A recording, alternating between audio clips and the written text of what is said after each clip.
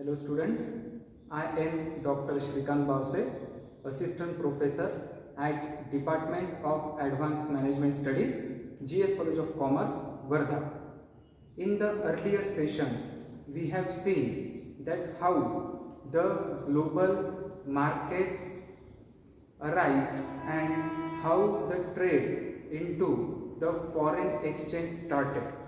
In this video, we are going to study about the types of exposure and its impact. With the liberalization, privatization and globalization, today the whole world, whole globe has become a marketplace. With the emergence of multinational corporations, international companies and global companies, all these companies are operating in different countries.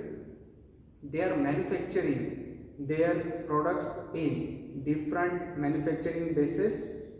They are selling their products in different countries and so on. So when one country's company is operating into another country, at that time the risk of exposure arises. Now, what is meant by exposure? Exposure is nothing but the risk to which you are exposed and its extent, that how much you are exposed to the risk. So let us start with the first type of exposure, which is commonly called as the transaction exposure. When we are talking about the transaction exposure, the simple meaning of transaction is nothing but the buying and selling between two counterparties. When the transaction goes on between the importer and exporter, the risk of transaction exposure arises. This transaction exposure mainly deals with the international currencies. It also deals with the importer-exporter, where two different currencies are exchanged between two counterparties. So how this transaction exposure arises? It arises due to the fluctuations in exchange rates. So why it arises? It may be due to buying and selling of goods from one country to another country. It may be importing or exporting of goods, and after buying or selling, after importing and exporting, if you are not making the payments in cash, if you are not completing your contract at the spot price, and if you are operating on credit basis, for example, you bought goods worth rupees 100 crores from one foreign company from US. At that time, your company will have to pay 100 crores rupees in terms of dollars to the US company. If you will pay that amount as soon as you buy the particular goods, at that time there will not be transaction exposure, because you will complete your contract, your deal at the spot rate. But what if you take a side of say 1 or 2 months, or you buy these goods or import these goods on the basis of credit of 1 or 2 months? At that time, if the prices of dollar goes up, if dollar appreciates and prices of rupees goes down, if rupees depreciates, at that time you are exposed to the transaction exposure. Because if the prices of dollar will rise from 80 rupees per dollar to 85 rupees per dollar, you will have to pay 5 rupees more for buying each dollar. So this is called as the transaction exposure. This transaction exposure is generally for the short term, that is, it is for less than 1 year. Why? The reason being, when any importer or exporter is trading, at that time the margin or the credit of 1 year is very high. You cannot give credit to importers or exporter for more than an year, because the risk associated will be pretty high after 1 year. So most of the contracts are completely settled within an year. Year is also very long duration. They are settled between couple of months only. So they are short term in nature. Now we will study the types of transaction exposure. The first type is the rate risk. If there is a mismatch between the prices, the price at which you bought and you took a side of 1 month, the price after 1 month, if there is a mismatch between these two prices, today's price and the 1 month after price, it will lead to rate risk. The second type of risk is the credit risk. It is nothing but the borrower not able to repay. Imagine that any company borrowed money from the foreign bank, and if it is not able to repay that particular amount, principal amount and interest, it will be a credit risk. Even if the importer buys the goods from the foreign, and if importer is not able to pay that much amount, at that time also it leads to credit risk. The next type of risk is the liquidity risk. Liquidity risk arises due to unfulfilled foreign exchange contract. Suppose there are two parties, one is exporter and one is importer. If importer imports a goods of 100 crores, and if the importer is not able to pay that much amount, it leads to liquidity risk. Next is how to manage the transaction exposure. Now we have seen the types of transaction exposure. Now we will see how this exposure can be managed. The first thing is the extent of exposure. Remember that slow and steady win the race. Don't go for excessive leveraging and don't go for overselling of your products, because it may happen that the importers will import huge quantity from you and will not be able to repay the amount. It will lead to credit risk, which will be called as the risk of default.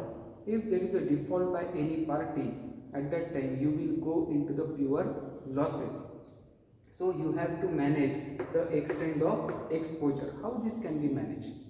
Suppose if a party is regularly importing 100 crores rupees products from your company, at that time give them the products only worth 100 crore rupees.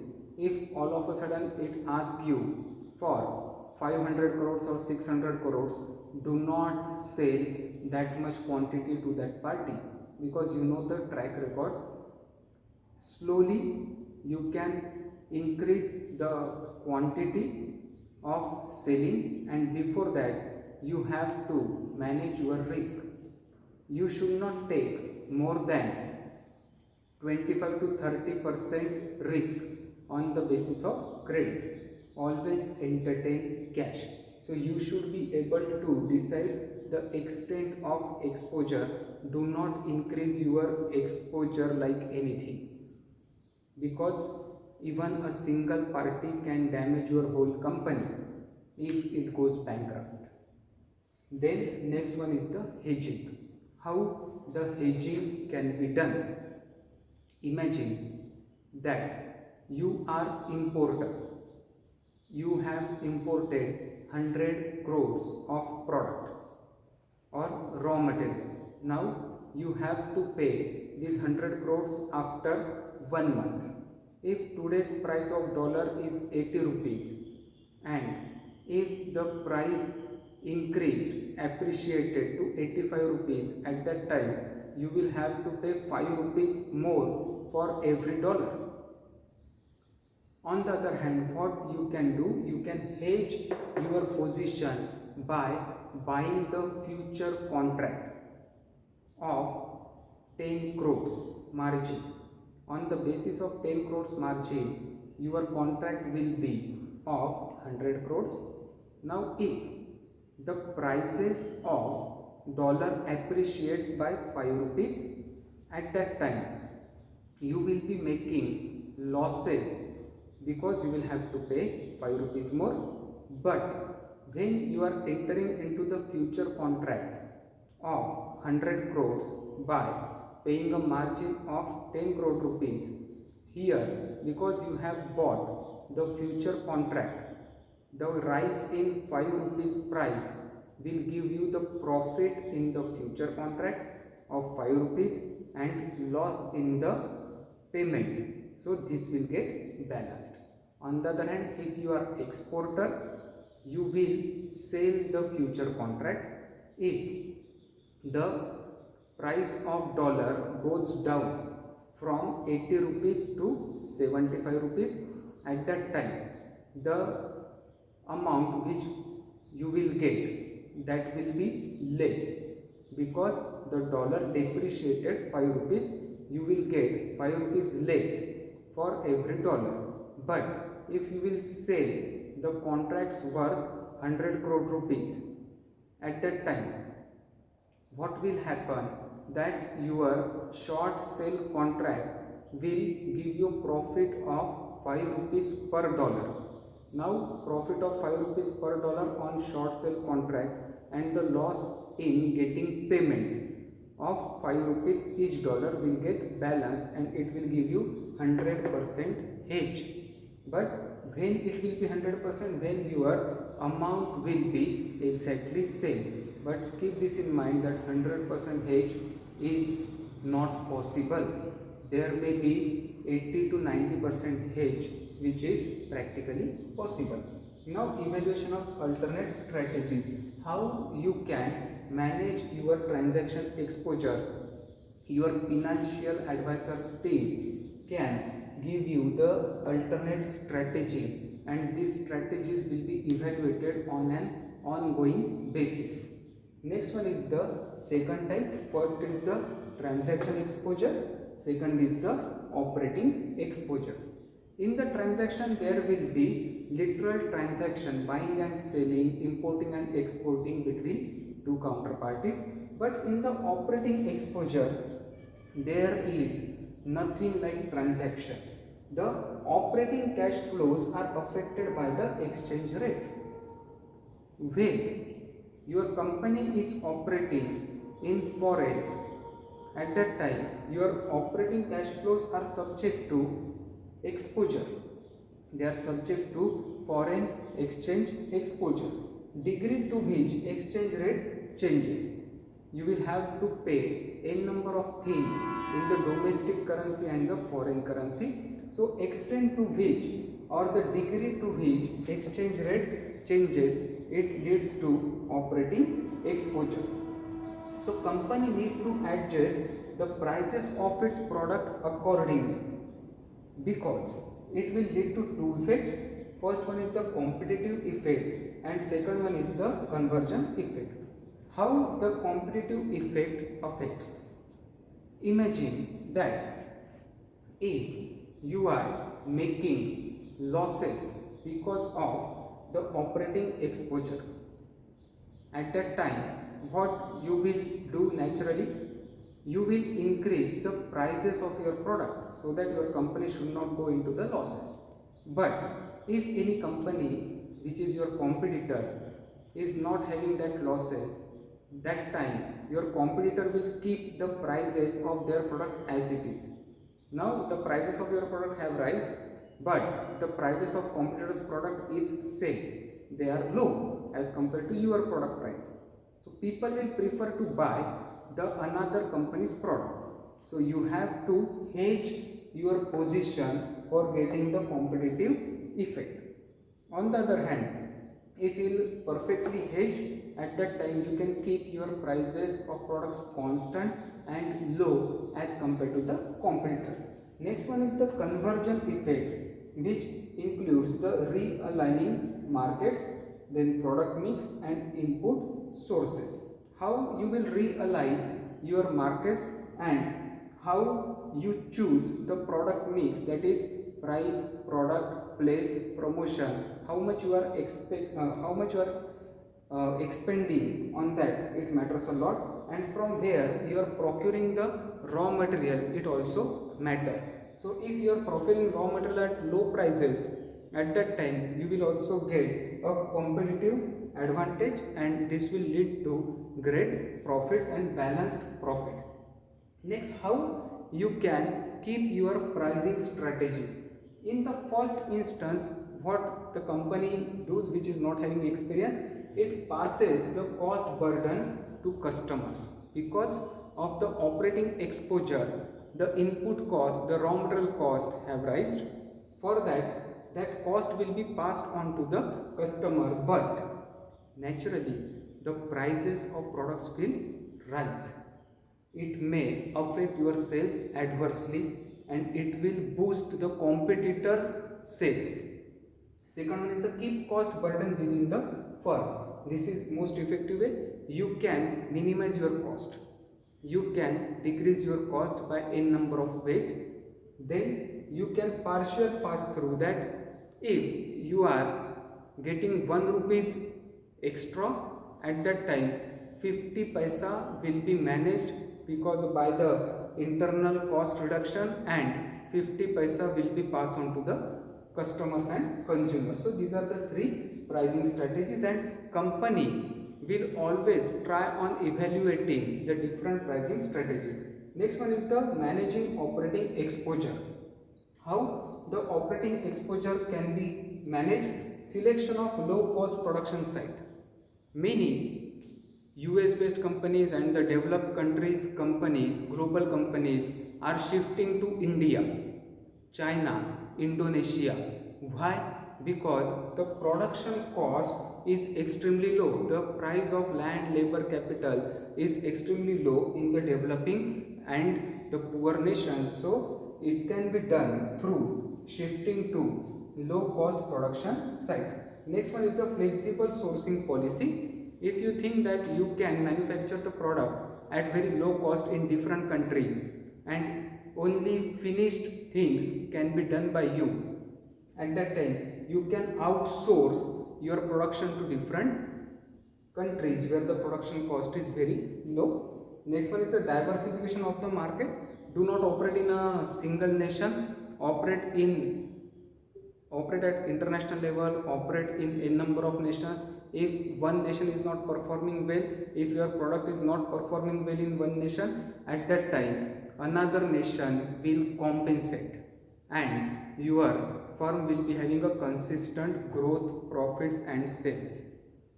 Next one is the research and development plus diversification. If your company is having great research and development, people will be ready to pay you high.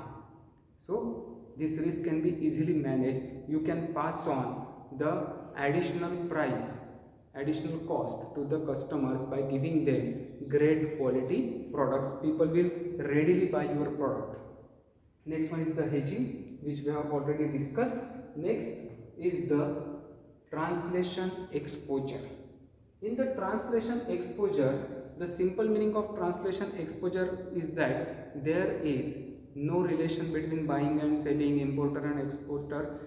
It will be only with respect to the consolidation position of subsidiaries, because subsidiaries will operate domestically as well as internationally, and the impact of foreign exchange fluctuations on the balance sheet, on your profit and loss account. So these are also called as the accounting and balance sheet exposure.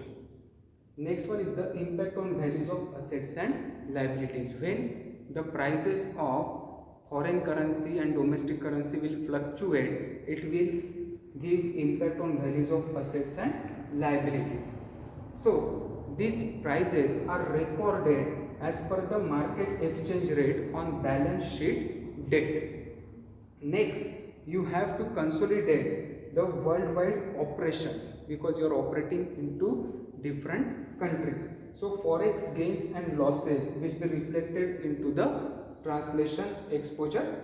So there is no direct effect on cash flows, and it manages the balance sheet items, and it decides how to hedge. The last is the economic exposure. The simple meaning of economic exposure is the combination of transaction exposure and the translation exposure leads to the economic exposure. Each and every company is subject to the economic exposure. Thank you.